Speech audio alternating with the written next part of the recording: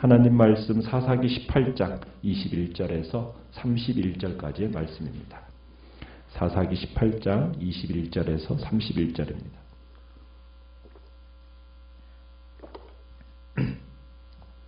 사사기 18장 21절입니다.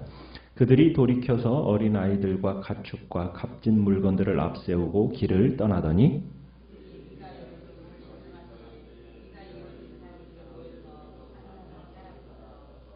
단 자손을 부르는지라 그들이 얼굴을 돌려 미가에게 이르되 내가 무슨 일로 이같이 모아가지고 왔느냐 하니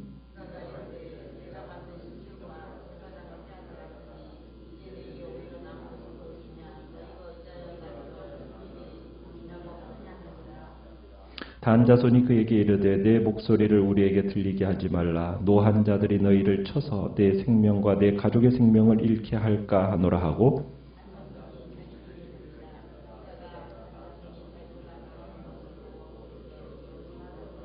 단 자손이 미가가 만든 것과 그 제사장을 취하여 라이스에 이르러 함가하고 걱정 없이 사는 백성을 만나 칼날로 그들을 치며 그 성읍을 불사르되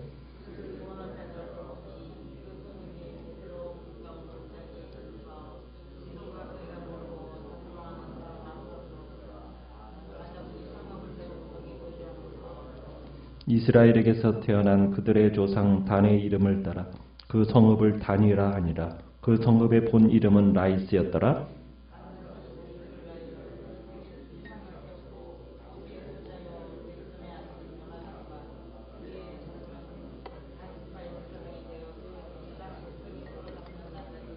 같이 읽습니다. 하나님의 집이 실로에 있을 동안에 미가가 만든 바 새긴 신상이 단 자손에게 있었더라. 아멘. 오늘 말씀의 제목은 탈취한 신상과 빼앗은 땅이라는 제목으로 말씀을 나눕니다. 지금 단지파 600명의 병사와 레위 청년 제사장이 공모를 해가지고 지금 미가의 에봇과 드라빔과 새긴 우상을 강탈했죠. 이 레위 청년은 강탈한 물건을 안전하게 지키기 위해서 백성 중으로 이제 들어갔어요. 단지파 병사들은 지금 21절에 보면 어린아이들 그리고 가축, 물품 이것을 앞에 두고 진행하면서 혹여나 뒤따라올지도 모르는 그 미가의 추격군들을 대비하는 치밀함까지 보여주고 있습니다. 그러니까 지금 이 단자손들은 폭력으로 남의 것을 빼앗고 이를 지키기 위해서 또 무력을 동원하는 어떻게 보면 단지파의 모습이 깡패 집단으로 이미 전락한 모습 우리가 볼 수가 있는 겁니다. 자, 단지파의 군대가 지금 미가의 우상들과 제사장들을 훔쳐서 떠난 뒤에 이 일을 이제 미가가 뒤늦게 알게 됐어요. 그래서 이제 미가는 기가 막힌 거죠. 그래서 이웃을 동원해가지고 단지파를 추격합니다. 단지파는 지금 어린아이들과 가축을 데리고 갔기 때문에 멀리 가지는 못했어요. 그래서 이제 미가가 단자손을 불러 세웁니다. 23절에 보면은 단자손이 그런데 오히려 적반하장격으로 묻죠. 뭐라고 묻습니까? 네가 무슨 일로 이같이 모아가지고 왔느냐? 뭐 때문에 쫓아왔느냐? 이런 식으로 지금 반응을 보이는 겁니다. 그러니까 참 미가도 기가 막힐 거 아니겠어요? 그래서 이제 외치는 거죠. 내가 만든 내 신들 다 훔쳐가고 지금 무슨 일이냐고 묻냐고 지금 항의를 합니다. 우리는 여기서 미가가 발언한 내용을 한번 잘 생각해 볼 필요가 있어요. 뭐냐면 24절에 미가가 뭐라고 얘기하고 있습니까? 내가 만든 신 이런 표현을 사용하고 있죠. 내가 만든 신. 결국 신이 누가 만들었다는 거예요? 미가가 만든 신이라는 거예요. 미가가 생산한 물건이라는 얘기입니다. 그러니까 이 미가가 섬기는 신은 여호와 하나님입니까? 아니란 얘기죠. 인간이 만든 신이에요. 여러분 인간이 만든 신이 인간을 보호할 수 있습니까? 인간에게 복 줄 수 있어요? 없죠. 이런 신은 인간에게 복을 주기는커녕 자기가 원하는 곳에 거할 능력조차 없는 신입니다. 지금 레위 소년이 미가 산당에서 이 신상을 가지고 단지파를 쫓을 때 이 신상은 아무 말도 못했어요. 더 나아가서 신상은 자기 스스로를 보호하지도 못하는 그런 힘도 없는 신이에요. 지금 끌려가고 있어요. 이 신상이. 어떻게 보면 이 신상이 미가의 힘이 있어야만이 해방될 수 있는 그런 신입니다. 그런 신을 지금 섬기고 있는 거예요. 여러분, 이런 신, 사람이 만든 신하고 여호와 하나님하고 대조가 되는 거죠. 하나님은 어떤 분이십니까? 하나님은 자유로우신 분이세요. 그분을 싣고 다닐 필요가 없어요. 그런데 지금 미가는 이 자유로운 하나님을 자기 몸 하나도 추스리지 못하는 그런 신상으로 바꿔버린 겁니다. 그러니까 미가가 만든 이 신은 자신을 보호할 능력도 없는 무력한 존재였기 때문에 지금 미가를 보호할 수도 없어요. 단자손이 지금 협박하는데 지금 이 협박을 막아낼 능력이 신상이 있습니까? 없거든요. 단자손이 뭐라고 25절에 얘기를 하느냐면 조용히 돌아가라. 너 그렇지 않으면은 당신과 당신의 가족들을 할지 모른다. 니들 다친다. 협박하는 겁니다. 이 미가가 만든 신, 단지파의 위협에서 지금 미가의 생명을 보호할 수 있습니까? 없죠. 26절에 보면 미가가 결국에는 돌아가요. 왜? 수적으로 약세라는 것을 깨닫고서는 그냥 말없이 돌아갑니다. 단자손이 자기보다 강하다는 것을 보고서는 그냥 빈손으로 자기 집으로 돌아가게 되는 거예요. 참 미가는 비싼 돈을 들여가지고 우상을 만들었어요. 근데 그 우상을 빼앗깁니다. 또 어른으로 모시면서 동시에 제사장으로 그러면서 아들처럼 아껴주었던 그 레위 청년 배신합니다. 그러니까 미가는 이 레위 청년을 제사장으로 모셨지만 그러면은 여호와께서 축복해 주실 거라고 그렇게 기대했었는데 그 축복은 어떻게 됐습니까? 어떻게 보면 미가에게 임한 것은 재산 몰수에다가 배신을 당한 하나님의 심판이었던 거죠. 참, 그런데 단지파가 또 그 미가 신상과 에봇과 드라빔을 가지고 제사장을 취해가지고 그 길을 떠나고 있어요. 그 단지파의 결말은 어떻게 될까요? 자, 27절, 28절에 보면 이 단자손이 이제 평안히 거하는 라이스 백성을 공격을 합니다. 어떻게 보면은 정복한 후에 무차별 또 살육도 강행을 합니다. 거기서 근데 뭐라고 표현을 하고 있느냐면 27절에 한가하고 걱정이 없이 사는 백성 이런 표현을 쓰고 있어요. 한가하고 평안한 백성, 구원할 자가 없는 백성, 그 백성들을 무차별 살육했다라는 것은 단지파의 폭력성을 보여주고 있는 겁니다.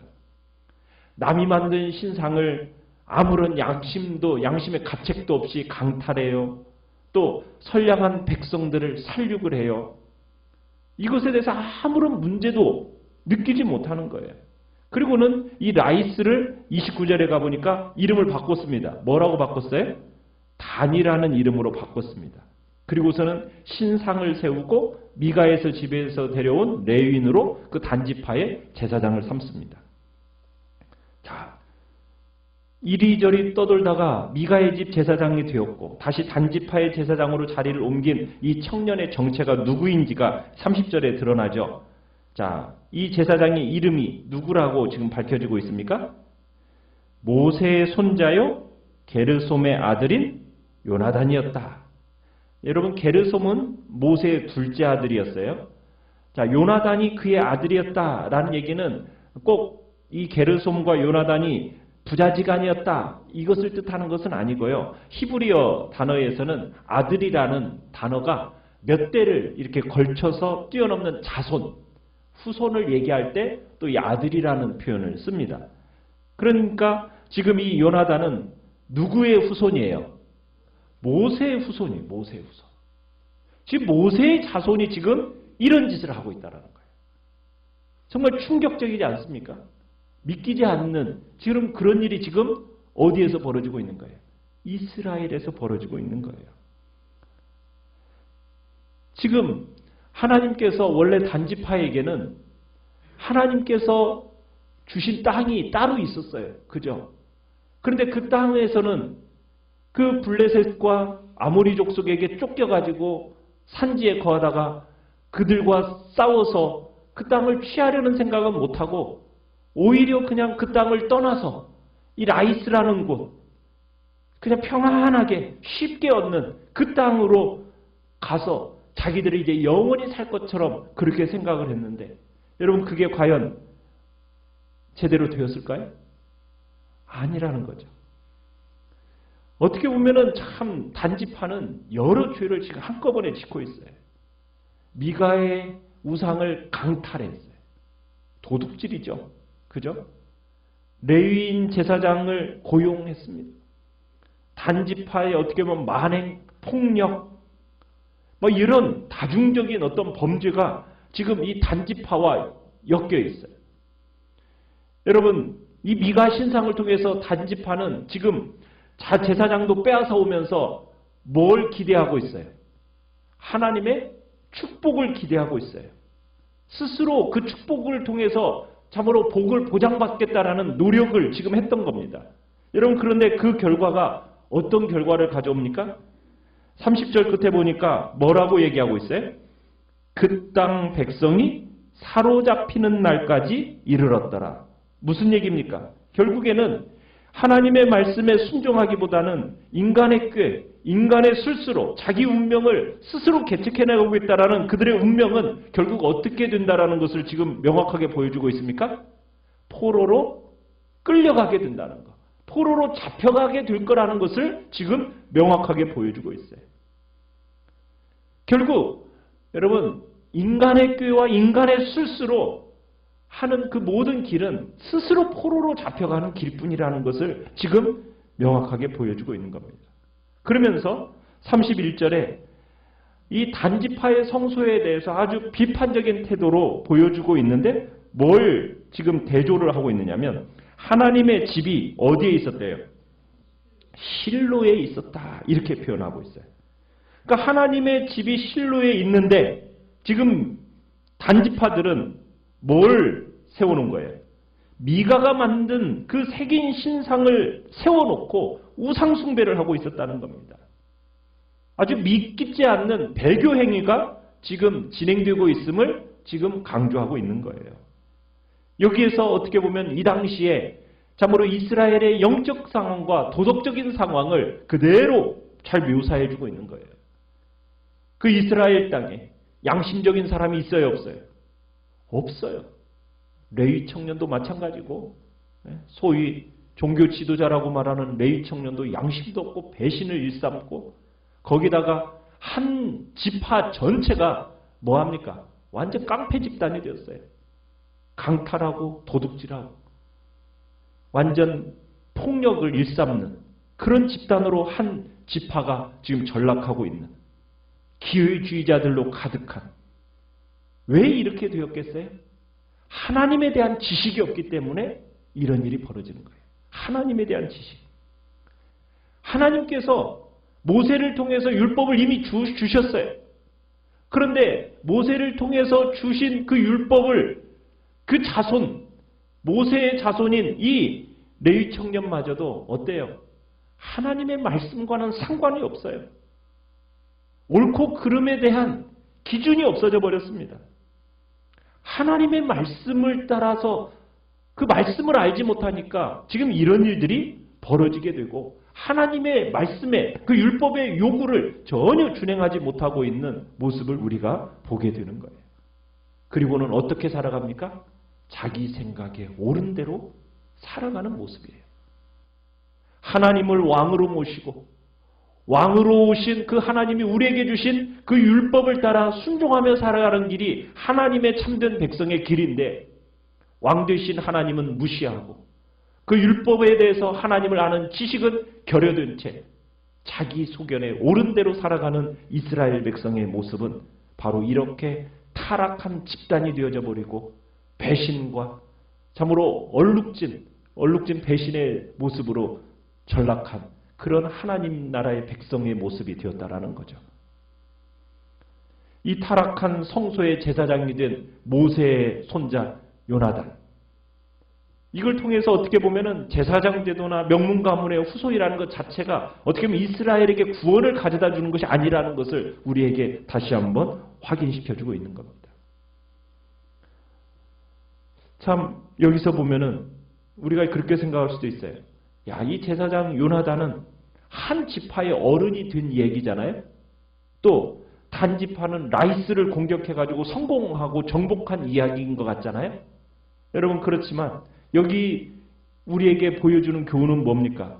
세상적으로 성공한 것처럼 보여지지만 그 성공이 그 사람들의 의로움을 입증해 주는 건가요? 그건 아니죠. 뭔가 옳은 일을 하고 있다라는 거 이거 우리에게 보여주고 있지 않잖아요. 요나단 이 한 지파의 제사장이 되어서 일생 동안 정말 어떻게 보면 성공한 목회자로 그가 대접받았을 거예요. 그러나 이 사람은 어떤 사람입니까? 미가의 배려를 버리고 정말 배신하고 기회주의자가 전락되어져서 마치 그 사람이 성공한 목회자처럼 대접받았는데 그게 성공입니까? 그게 성공이 아니죠. 단지파는 어때요? 평화롭게 살고 있던 사람들 약하다는 이유로 학살하고 그 땅을 빼앗았는데 그게 하나님의 축복일까요? 아니죠. 하나님은 지금 이 단지파를 통해서 지금 그 부도덕한 것을 규정하고 있는 겁니다. 이건 축복이 아니라는 거예요. 성공이 그들의 의로움을 대변하는 건 아닙니다. 야, 저 사람 잘 된다. 저 사람이 진짜 성공했다. 그게 그 사람의 의로움을 대변하는 겁니까? 절대로 아니에요. 우리는 지금 사사기를 통해서 지금 하나님의 백성이 어떻게 영적으로 도덕적으로 타락해가는가를 우리는 보게 돼요. 하나님의 백성이 이렇게 될 수 있다는 거예요. 뭐가 없기 때문입니까? 하나님을 왕으로 모심이 사라지고 그리고 율법을 아는 지식이 결여된 채 자기 소견에 옳은 대로 살아가는 하나님의 백성들은 결국 세상보다도 더 악하고 어떻게 보면 더 죄질이 나쁜 사람으로 전락할 수 있다는 것이 지금 우리에게 가르쳐주고 있는 교훈이에요. 우리는 하나님 앞에서 우리에게 주신 분깃이 있습니다. 각자에게 주신 하나님의 분깃이 있어요. 절대로 그 분깃 놓고 다른 데 가서 우리들이 이렇게 그럴 게 아닙니다. 우리가 좀 힘들고 희생을 치르더라도 우리에게 주신 그 분깃 꼭 붙들고서는 믿음의 길을 가시길 바라요. 그리고 하나님께서 우리의 참된 왕이시오. 왕이신 그분의 말씀을 붙들고 믿음으로 순종하며 살아가겠다고. 절대로 내 소견에 옳은 대로, 내 생각대로, 내 판단대로 그렇게 살아가는 그런 존재가 되지 않겠다고 주님 앞에 결단하며 나가시길 바랍니다. 오늘 말씀을 생각하면서 기도하시고